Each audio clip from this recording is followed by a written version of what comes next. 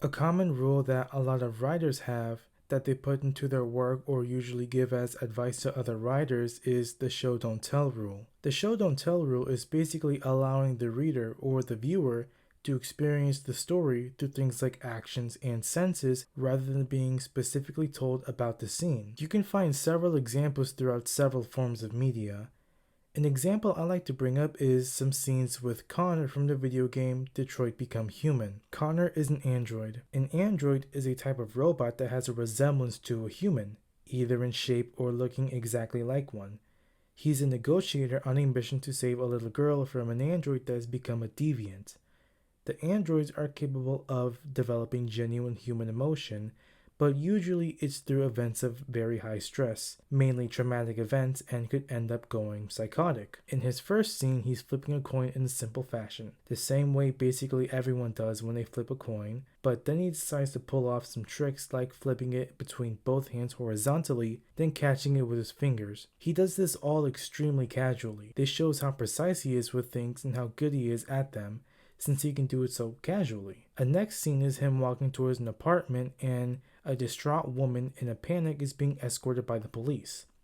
She's clearly desperate in this situation, but when she sees Connor, she's struck with a massive combination of disappointment and hopelessness, asking, "Why aren't you sending a real person?" This scene, in my opinion at least, shows a great combination of showing and telling. Showing Connor have an expressionless stare throughout this situation can show several things. That he may be a complete professional at this, or this is simply just another Tuesday for him, or he just doesn't care, or he has complete confidence in what he's doing. But the moment with the woman tells a glimpse into the overall situation of the story. Why aren't you sending a real person?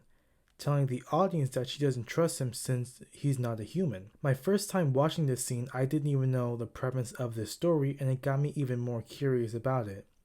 So she's telling us he's an android, but why doesn't she trust him? Is it because he's an android? He certainly didn't show things like empathy or emotion towards her. There's several more scenes, such as when he finally accomplishes his mission and gets the android killed, depending on your decisions, and the girl gets saved. One ending is him sacrificing himself and closing his eyes, accepting his fate and that he accomplished his mission. Another is one of two very similar endings where he shoots the robot or a sniper shoots it, and the other where he shoots it himself.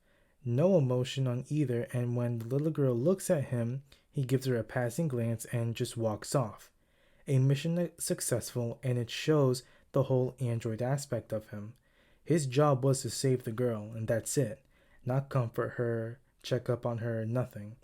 And the entire scene is one of my favorite examples of showing and telling. Now onto a scene about show don't tell is the scene in Resident Evil 4 with Jack Krauser and Ada Wong. They are working on the same side, but there is clear tension. He mentions that he doesn't trust her and states his promise of killing her if she tries anything clever, but it's not his statements I want to talk about, it's his actions throughout the scene. We can clearly see that he's great with a knife, how he can handle it really well and his confidence is just booming from it, especially with something that's potentially dangerous. I mean, I collect knives a bit myself, but I doubt I'd be doing something like that. There's also his expression throughout the scene.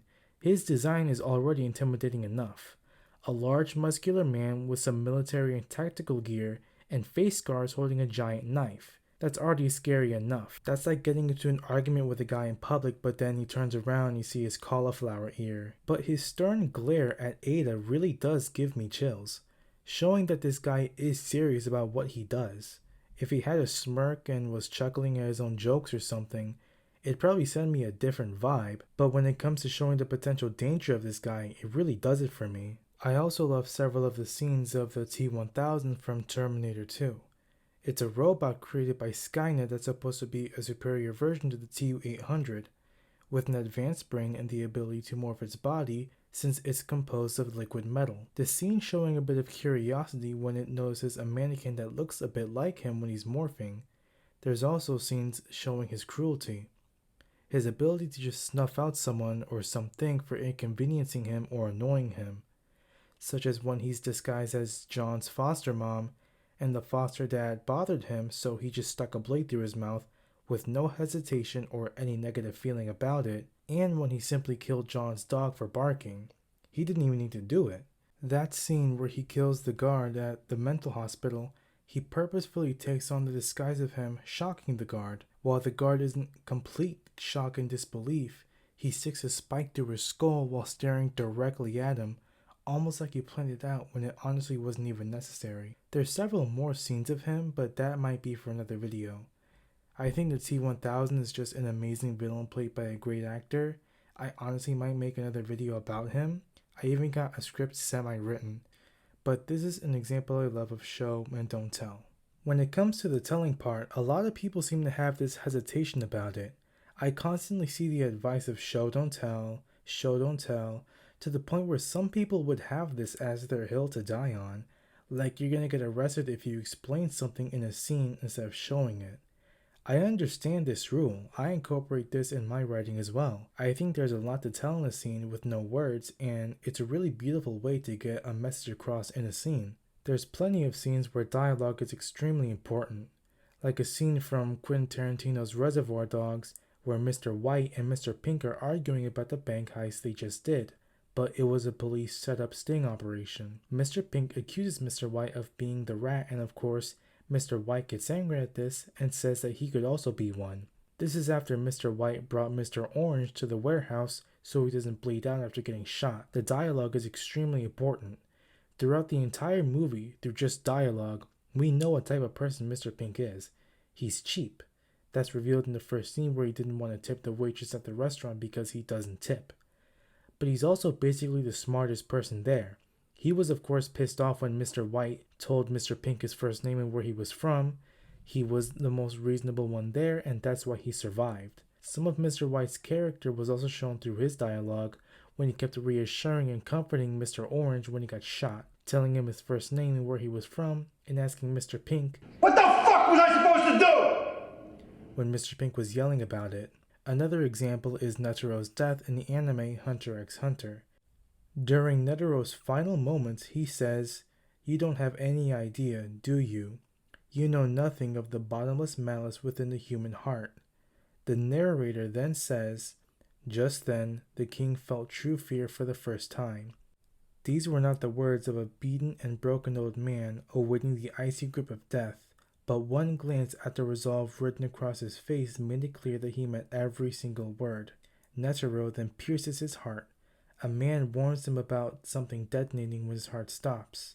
Netero then says, "I'll see you in hell if there is one." Of course, the viewer would then understand that even without having context, they'd know that these two characters are not innocent people, that they've committed sin, which could be assumed to things like murder. This is one of my favorite examples of the telling part. My point of the video is that I feel like the show don't tell rule is hammered too much into the process of writing a story. Like the idea of too much dialogue being bad, even though some characters thrive off dialogue, like Mimir from God of War. He's literally just a talking head. Telling is all he can do, and he's a great character. I understand why it's always spread around, but in my eyes, it only applies to certain scenes. There's many scenes where you can show and not tell, you can show and tell, and you can tell and not show. It all depends on the scene you are writing. My advice? Try to carefully think about a scene that has a lot of importance in your story. Does it have dialogue? Are you able to show a message without dialogue? If so, then show and don't tell. If not, you are still capable of writing a great scene with a lot of dialogue. I'm editing the video right now. I forgot to edit an outro. I forgot to record an outro, and I'm not using my Blue Yeti microphone. I'm just using some Skull Candy earphones right now to record this. But tell me what you think. Thank you very much for watching. I have Twitch, even though I don't know when I'm gonna be able to stream. I have a Patreon, Instagram, Twitter. I am very close to the next chapter of my comic, so please check it out. Links are in the description. I hope you're interested, and I hope you enjoyed if you do. Thanks for watching.